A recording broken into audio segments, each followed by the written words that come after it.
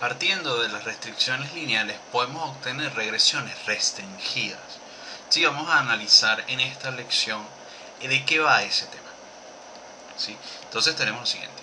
Una restricción restringida es aquella estimada sujeta a la hipótesis lineal, como acababa de explicar. Y mientras que tenemos la versión no restringida. La no restringida obviamente va a utilizar todas las variables de la matriz X, ¿sí? La matriz de variables. Entonces, tenemos que entender primero, o tenemos que considerar de qué forma podemos establecer las restricciones lineales o el número de restricciones lineales a los que enfrentamos a la regresión restringida. Y esto tenemos varias alternativas que ya han podido ver en las lecciones anteriores. El número de filas en la matriz R, cuando definimos la matriz R. El número de elementos en la hipótesis nula, ¿sí? Como en el caso de la significación conjunta, donde teníamos los K-1 betas, entonces tenemos K-1 restricciones. La diferencia entre el número de parámetros de la ecuación no restringida y la restringida, esto es un poco más complicado de verlo, sí, porque al final la regresión restringida ustedes la pueden plantear. Si ustedes se recuerdan de por ejemplo, el modelo de dos variables que vimos en la otra lección, tenemos lo siguiente, ¿no? Tenemos beta 1, xt menos 1, xt1, más beta 2, xt2, ¿sí? ¿Qué pasa aquí? Nosotros podemos plantear una hipótesis como esta, donde decimos que beta 1 es igual a menos beta 2, por ejemplo, ¿sí? Entonces tenemos que como restricción lineal tenemos lo siguiente. Podríamos plantear que yt es igual a menos beta 2 xt1, ¿sí? Más beta 2 xt2, y eso lo podemos reescribir como yt es igual a beta 2 xt2 menos xt1. Y ahí ya se van a dar cuenta de cuál es el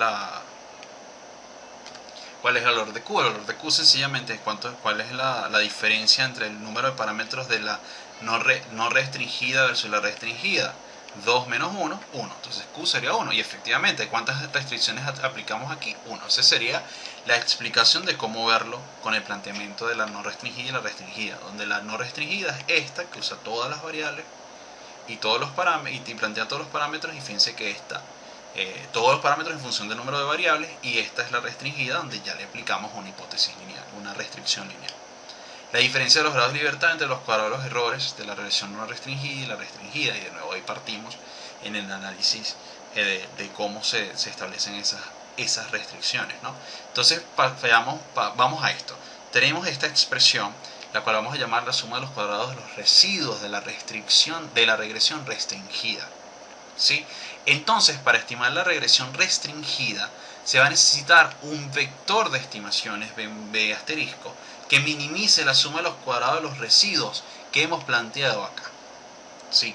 Es decir, que sea el mínimo, que nos permite obtener la mínima suma de cuadrados de los residuos sujeto a una restricción. Es decir, tenemos un problema de optimización acá, un problema de programación, en este caso lineal, si no me equivoco. No, en este caso no sería no lineal, disculpen.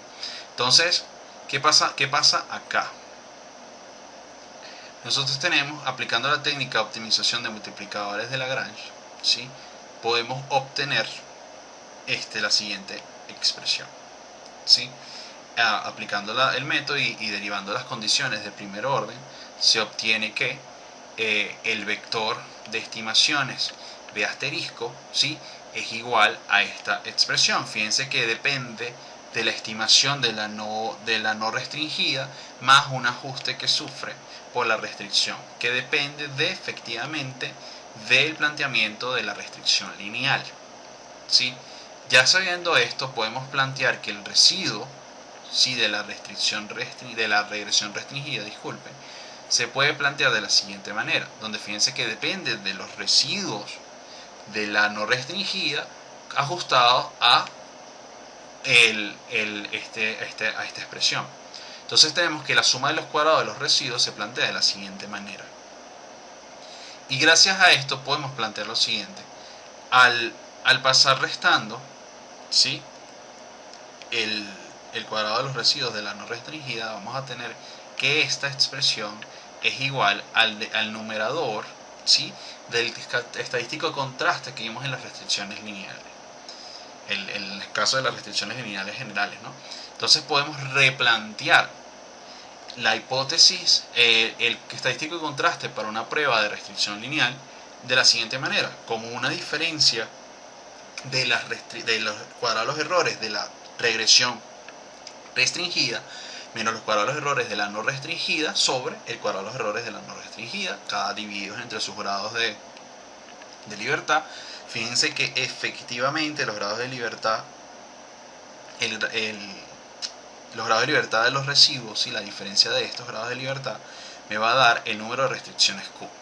¿Sí? Como habíamos planteado en la primera diapositiva, donde decíamos la diferencia de los grados de libertad entre los cuadrados de los errores, ¿sí?, de la regresión restringida y la restringida, nos va a permitir hallar el número de restricciones a los que nos enfrentamos.